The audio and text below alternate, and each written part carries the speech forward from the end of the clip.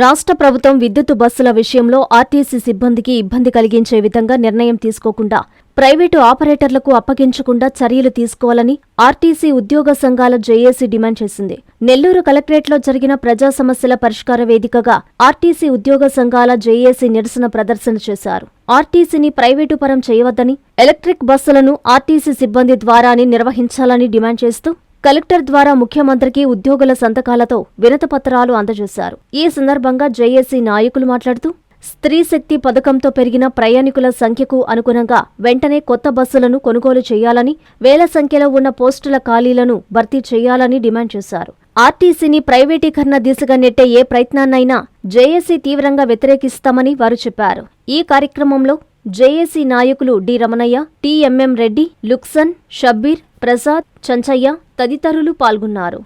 నా పేరు ఓవి Prasad, employees union జిల్లా అధ్యక్షుడిని. అలాగే ఏదైతే ఈరోజు రాష్ట్ర వ్యాప్తంగా ఉన్న సమస్యల మీద ఆర్టీసీ జేఏసీగా ఏర్పడి ఈరోజు పోరాటం చేస్తుందో దాని co convener.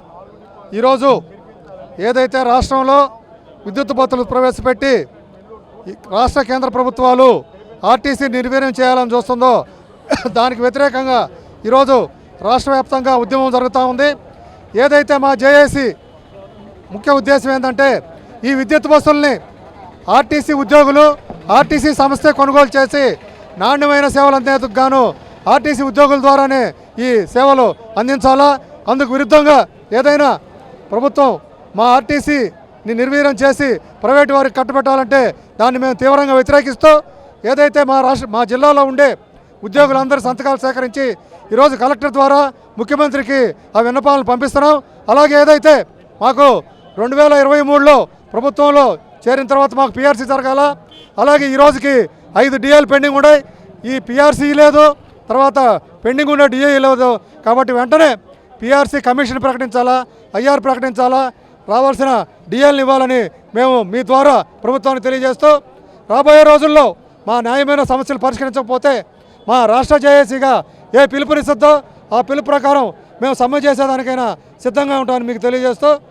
Muralimohan Reddy, APSRTC national Mazdoor unity association జిల్లా కార్యదర్శి. ముఖ్యంగా అయితే ఆర్టీసీ కార్మికులు పడుతున్న బాధలు అయితే వర్ణనాతీతం.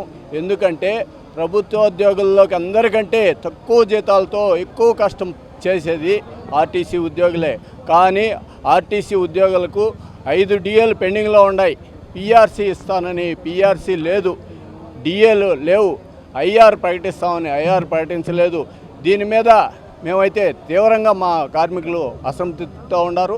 అలాగే ఆర్టీసీ ఉద్యోగులు రిటైర్ అయితే పెన్షన్ సదుపాయం లేదు, చాలా కష్టాల్లో ఉన్నారు.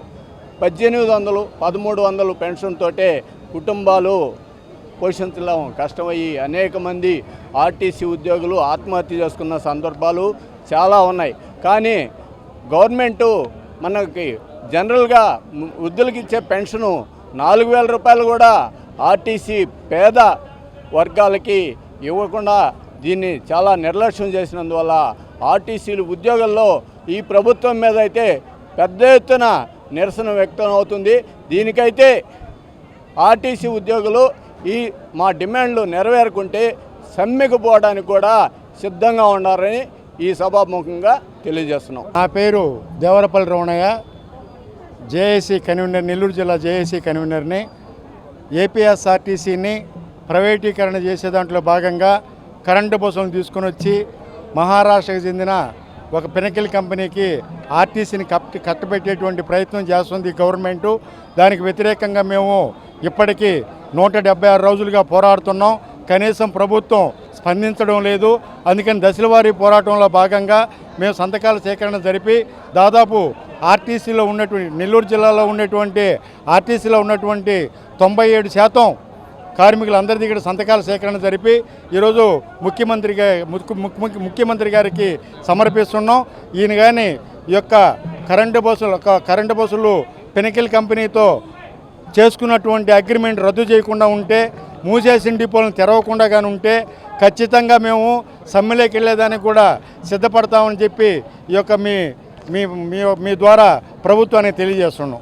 Doctor Kishore Ratnam NEET academy 2026 NEET results All India marks 523, 522, 496, 475, 465, 463, 452, 448, 440, 438, 435, 424, 423, 420.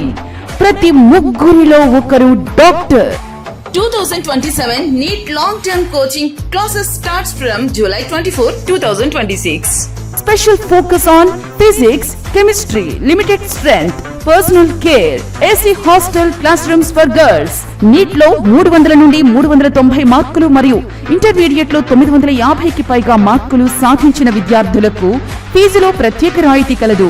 Doctor కావాలని మీ లక్ష్యమైతే సాకారం చేయడం మా ధ్యేయం. డాక్టర్ కిషోర్స్ రత్నం నీట్ అకాడమీ, డిమార్ట్ ఎదురుగా, మాగుంట లేఅవుట్, నెల్లూరు.